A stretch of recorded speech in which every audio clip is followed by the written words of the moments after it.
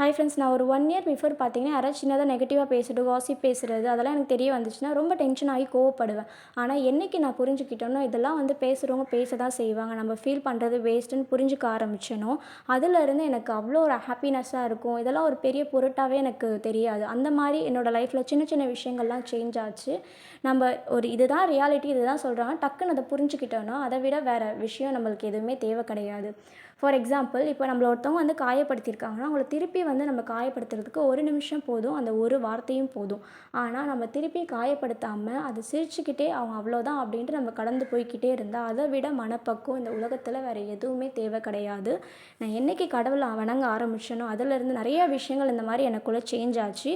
இதுதான் ரியாலிட்டின்னு நான் புரிஞ்சுக்கிட்டேன். சீக்கிரமா நம்ம ஒரு விஷயத்த புரிஞ்சுக்கிட்டா, உண்மையாலே வந்து வாழ்க்கையில எதுவுமே நம்மளுக்கு கடினமா தெரியாது. நம்மள யாராச்சும் காயப்படுத்தியிருந்தாங்கன்னா, அது கடவுள் பார்த்துப்பாங்க. Always be positive. Thank you.